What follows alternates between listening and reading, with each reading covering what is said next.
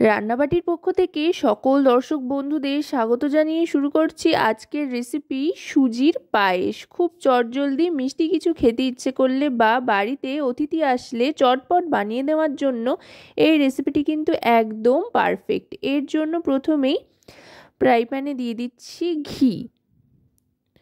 এখানে 1 টেবিল চামচ পরিমাণে ঘি দিয়ে দিলাম। ঘিটা একটু চারধারে ছড়িয়ে নিচ্ছি। এবার দিয়ে দিচ্ছি এলাচ গুঁড়ো। ঘিতে এলাচ গুঁড়ো দিয়ে দিলে তার কিন্তু অসাধারণ একটা গন্ধ আসে, যেটা একদম শেষ পর্যন্ত থাকে। যেমন স্বাদ বাড়ায় তেমনি কিন্তু গন্ধটাও দারুণ হয়। এবার দিয়ে দিচ্ছি ড্রাই ফ্রুটসের মধ্যে কাজু বাদাম আর কিশমিশ। এবার এই কাজু বাদাম আর কিশমিশটাকে ঘিয়ে সামান্য একটু ভেজে নেব, এতে করে এর স্বাদটাও বাড়বে আর দারুণ সুন্দর ফ্লেভারও আসবে। মিডিয়াম টু লো ফ্লেমে রেখে ভেজে নিচ্ছি, যাতে ভাজাও হয় অথচ পুড়েও না যায়। এবার এর মধ্যে দিয়ে দিচ্ছি সুজি। ছোট বাটির 1 বাটি পরিমাণে সুজি দিয়ে দিলাম। এবার সুজিটাও একটু ভেজে নেব, আর লক্ষ্য রাখতে হবে সুজিতে যাতে লালচে রং না ধরে অথচ সুজির কাঁচা ভাবটাও কেটে যায়। সুজিটা ভাজতে ভাজতে দেখবেন খুব সুন্দর একটা গন্ধ আসছে, তখনই বুঝতে পারবেন সুজিটা কিন্তু ভাজা হয়ে গিয়েছে। এবার এর মধ্যে দিয়ে দেব দুধ।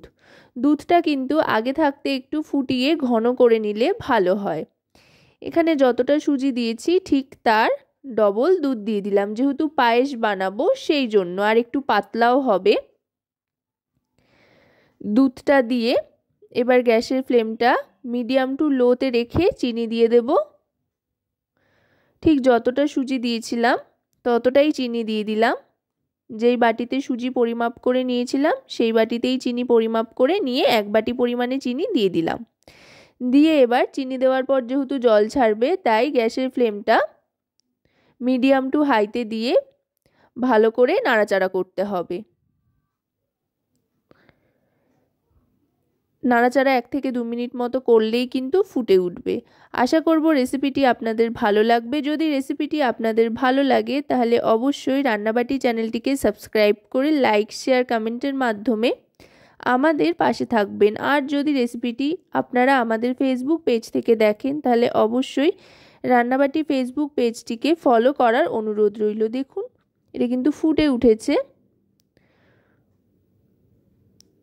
1 থেকে 2 বার ফুটে উঠলেই গ্যাসের ফ্লেমটা অফ করে দিতে হবে। খুব বেশিক্ষণ সময় কিন্তু এটা তৈরি করতে লাগে না। এবার আমি এটা একটা বাটিতে সার্ভ করে নিচ্ছি। চটপট কোনো মিষ্টি খাবার বা ডেজার্ট আইটেম তৈরি করার জন্য সুজির পায়েস কিন্তু একেবারে অসাধারণ একটি রেসিপি। তো রেসিপিটি আপনাদের কেমন লাগলো সেটা কিন্তু অবশ্যই আমাকে কমেন্টের মাধ্যমে জানাবেন। সকলে খুব ভালো থাকবেন ও সুস্থ থাকবেন এবং রান্নাবাটির সাথে থাকবেন।